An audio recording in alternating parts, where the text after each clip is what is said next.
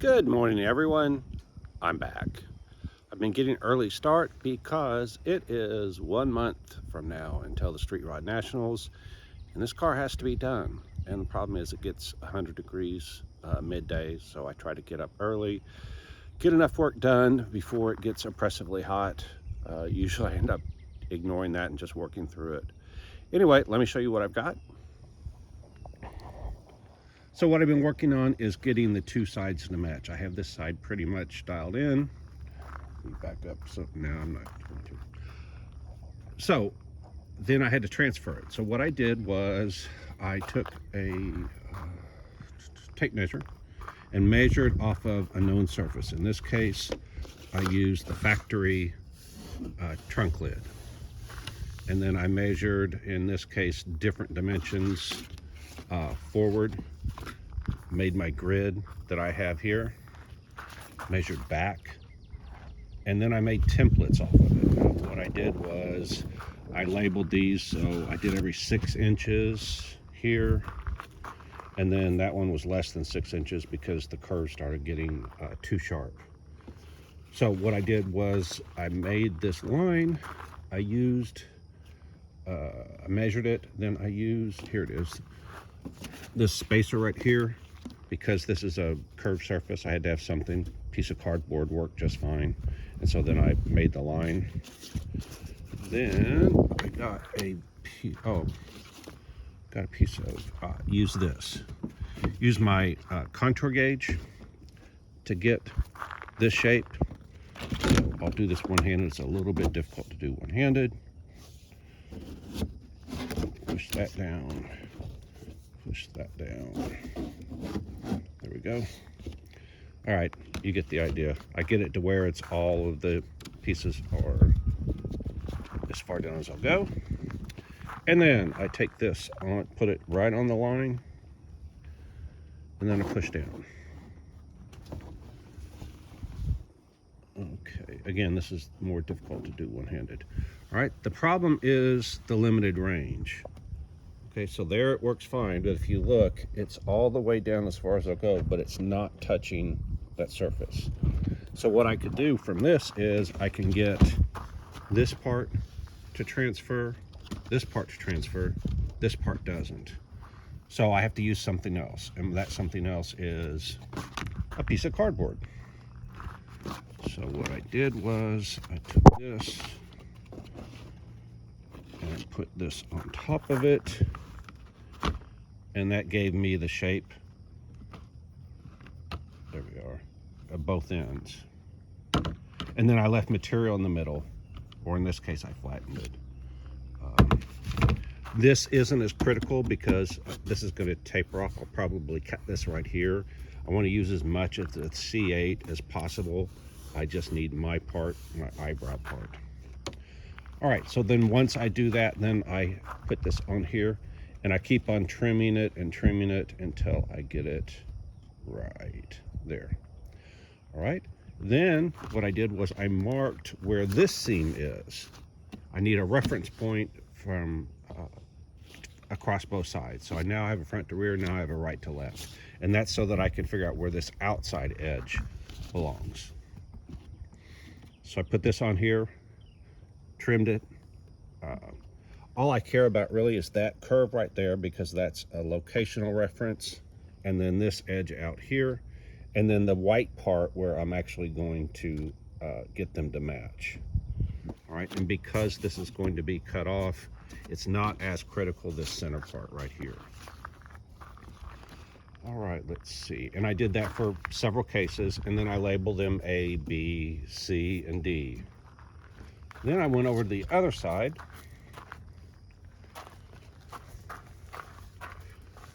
On the inside, I put body filler over those pieces that I previously had made in fiberglass. In a couple of cases, I actually sanded through, so I'll have to fix that. I also used this contour gauge to get that top curve to match. And then, of course, I used the level to make sure that I was level side to side. Even though that's redundant, it's just a sanity check, because if I put the template here and it's right, then the level's already taken care of. All right, so what I did then was I went in and got all of this shaped correctly. Then I needed to make the outside piece. This only made up to there, then I needed to make the outside piece. The reason there's an inside and outside piece is because obviously this hatch needs to open. And so this is the outside that stays stationary the entire time, and this is the inside that opens and closes. I have to go back in and recut this gap. I've had to cut it several times, but it's easier to get this surface even without the gap there, and then I come back and cut it later. Same thing here. You can see that I closed up this gap. I've cut it open multiple times. So I did what I could with this pink foam.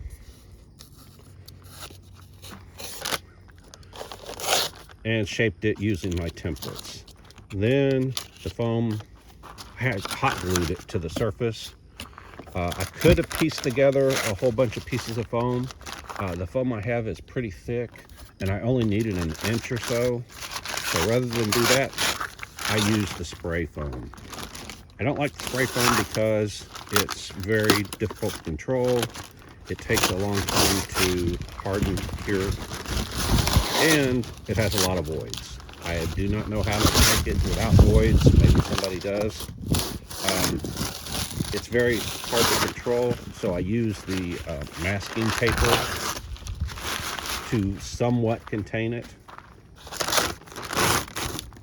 can see, I guess I should have done a view right here.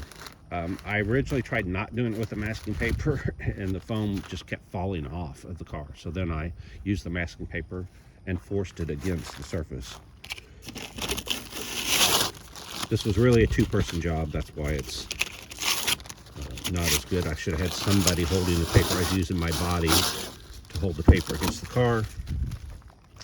I ended up having to use the masking tape because I got this section right here on, and as it was curing, the whole section just fell to the ground. So I used the paper and put it back. Luckily the paper was there, otherwise it would have made a mess. It would have stuck to all my gravel in my driveway, but it was already on a piece of paper. So then I took the piece of paper and then used the masking tape to tape it. So now what I'm going to do is use my multi-tool here, and it easily trims the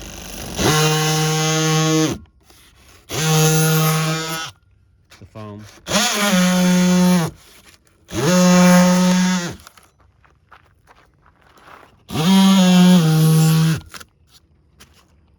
So you can see there, it trims the foam. One of the issues with this foam is it takes overnight to cure, and most times I'm working frantically, don't have time, so that's why I use the other foam. I don't know if fiberglass attacks this foam. I'm going to find out today when I do that. So now what I need to do is I need to make templates for this outside edge. I made the templates to get the top edge and about an inch down. Let's see, what is this? This one's A. So you can see this template fits right there. And then about an inch down, that surface needs to be, as you can see, there we go. It needs, that angle is not quite right. But I didn't worry about it because I made this template right here. This eyebrow area is critical. It's going to be difficult to get right from side to side. I believe this was B. I should have labeled this. I believe it was B. Let me get this moved out of the way. All right. If you leave enough material to get a 90-degree angle, that keeps it straight. And you can obviously do it either direction.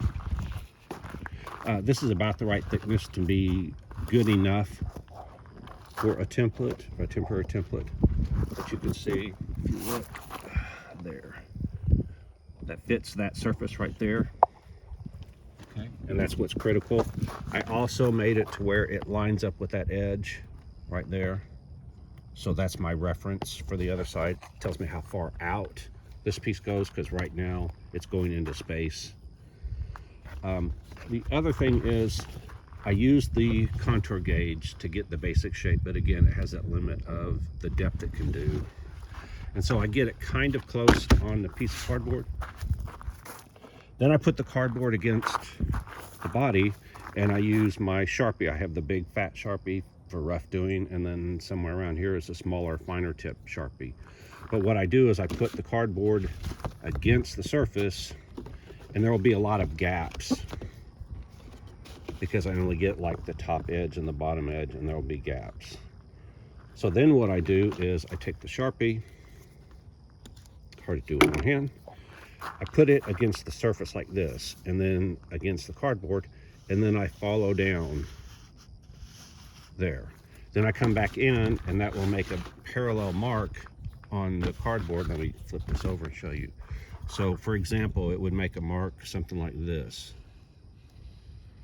Obviously it wouldn't, it would be a solid mark. All right, then I come in with my scissors and I cut it to this new line. Then I put the piece of cardboard back against the edge again. Look for gaps and keep repeating that process until I finally get to where I have the final shape. Then I go to the other side, and that was B. That's why I labeled this, so I'll know where it goes. I come over here to B, there's A, this must be B. Yeah, so see there's B. Then I put this against that surface. Make sure that lines up. That, okay. It's messed up now because of the expanding foam gets in the way, but that's how I got this surface. So I did this all along here. I do it at the discrete points, usually using the multi-tool, vibrating tool to do the rough cut, a cheese grater over here, typical Bondo body putty, body filler cheese grater. It carves that real well. I have this tool that I got off of Amazon. I'm sure I bought everything. They have different versions of it. It is basically, if you look at it, a bunch of hacksaw blades that are put together in a pattern. This thing works great for rough filling. It has two sides. It has a fine tooth side on one, a coarse tooth side on the other.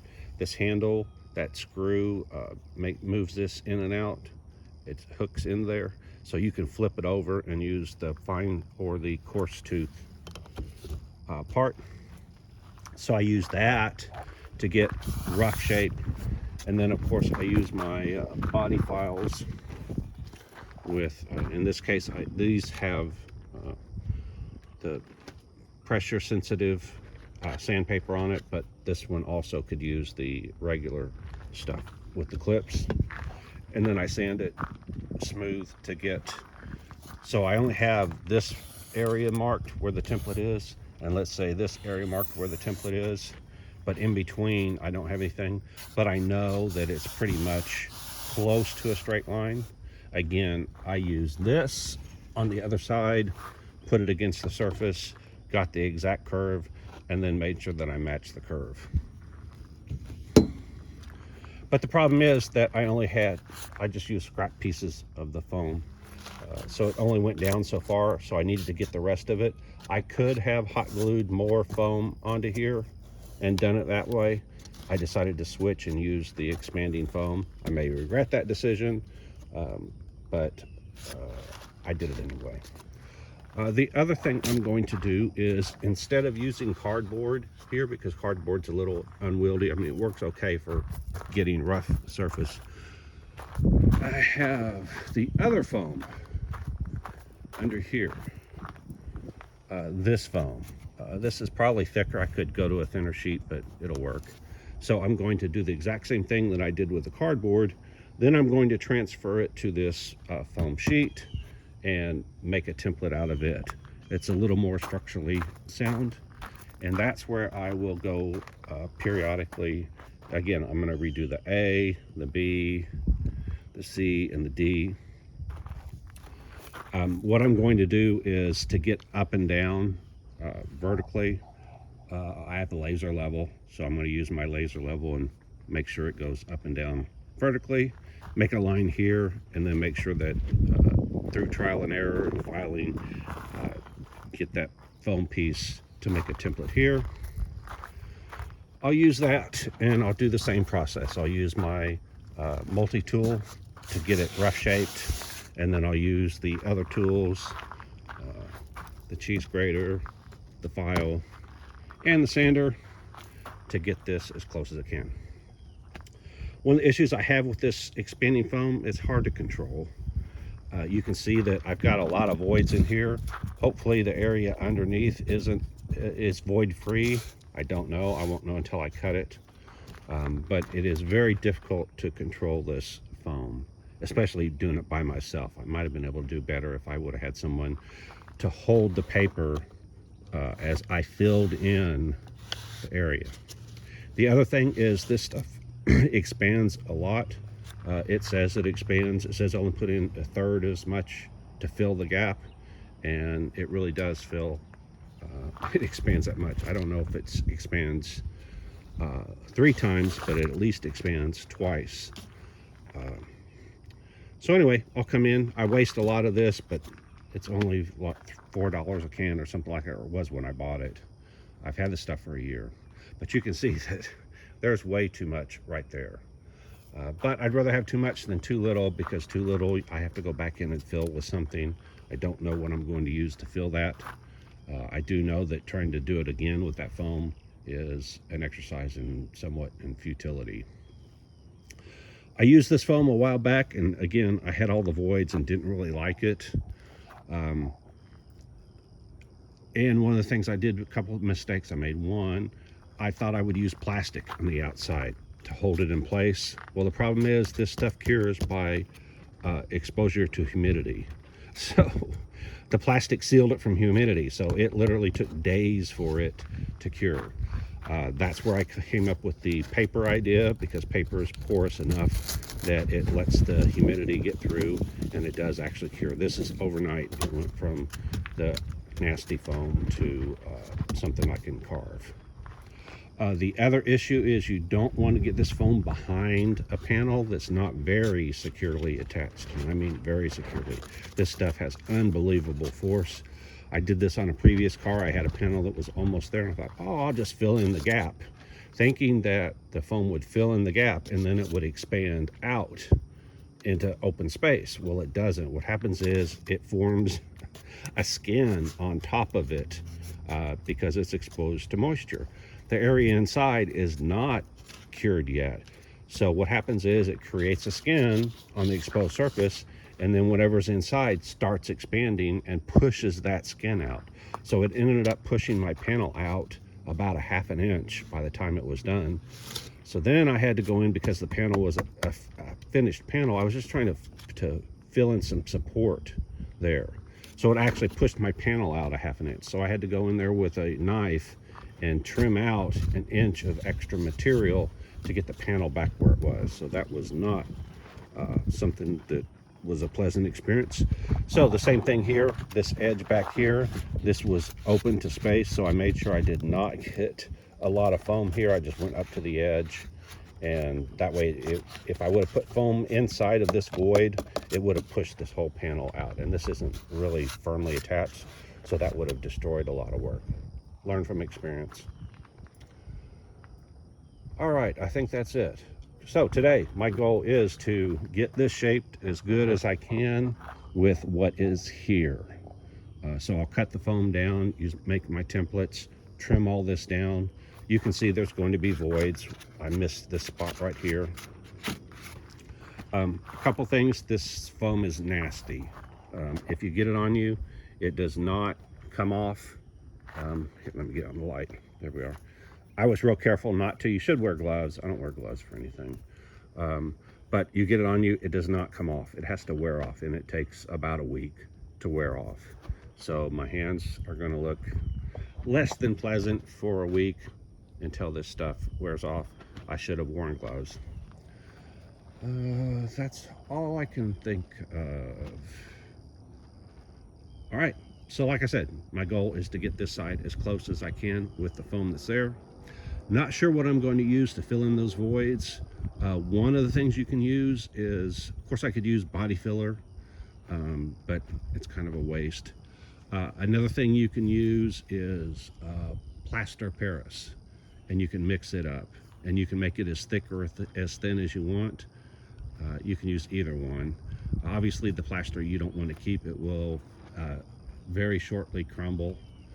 It also is not weatherproof at all. Again, I used it in the past and found out after a couple of months it just starts disintegrating, especially when it rains.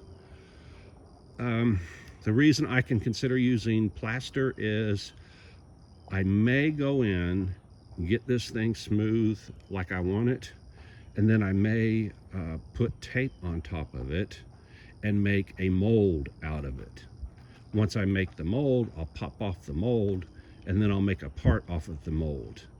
It sounds like twice as much work, but the advantage is you get a perfect surface. It's easy, relatively easy, to get this foam to be perfect or close to perfect, and then you don't have to go back in and redo the surface, because the inside of the mold, the part that you pull out of the mold, will be an exact copy of the inside of the mold. So I'll have to decide. I may, like I said, I may use plaster. Oh, the other advantage of plaster, it's very easy to sand. Let's say body fillers, difficult to sand, foams, ultra easy to sand, and plaster's right in between the two. So you can very quickly get a very smooth and nice surface, and then you can either wax it or use tape or PVA to get the fiberglass to not stick to it, and then you can make a mold, make a part off of that mold. The other advantage is, I talked about this the other day. I think it was in a video. If not, it was in the group. Right now the surface is exactly where I want it to be. If I were to just put fiberglass on top of this and make a surface, I'd have a surface, but it's going to be off by the thickness of the fiberglass. It wouldn't be a big deal, except for this surface is already done. This has got fiberglass, it's got foam, it's got fiberglass reinforced filler, it's got regular body filler, and except for these, oh shit. Oh, sorry. It looked like my video stopped. Except for these areas that are sanded through, this is done. I would again put in, I haven't used the glaze coat yet, glaze filler, and that would fill in all these little areas. I did use a guide coat, that's why these areas are dark. Those are the areas that are still low a little bit, so it's not quite 100%. But again, I didn't want to get it 100% until I get this outside edge. There's no point in making this perfect and then finding out that things don't line up. So, since this is close to done, if I were to come this outside and put fiberglass on it, fiberglass ends up being 1/10 of an inch, so there would be a step right here, and I can't have a step right there. So that's why I'm thinking about making a mold. The mold would be exactly the right shape, and then I would cut the foam down and just fiberglass the part that I make from the mold in place. I haven't decided which way to go with this. The other thing that you can use, I've been using my multi-tool. You can use a electric carving knife, like for, turkey knife or whatever, and it does a good job of carving this foam. It does not carve this foam well. In fact, I've killed a couple of them, because what happens is when you cut into this, the foam grabs the blades and it actually stalls or in the case of the one I had, it had plastic gears inside and it literally stripped the gears. So that was not a pleasant experience. I ruined, and that one happened to be a fish carving knife, and it was not cheap. I used to get the knives electric knives at Walmart for $10, but they've gone way up. I think the last time I looked they were $20, so they've doubled in price since then. But that is an option. It covers more surface. You've got a 8-inch blade or something like that, whereas my multi-tool has a 3-inch blade. No big deal. You can do it either way. Speaking of which, I do need to find that carving knife. I think I've seen it. I may use that. All right, I'm rambling a little bit, and I need to get going because the sun's coming out. A little bit of cloud cover, but I've got to get going before it gets too hot to work out here. I have stopped working on the hood part for now because I knew this foam would take a while to cure and I needed to get this going on the back edge.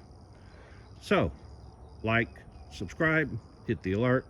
If you want to donate, hit the thanks, and I will see you next time. If you can't figure out what I'm doing now, you don't know Jack. Bye.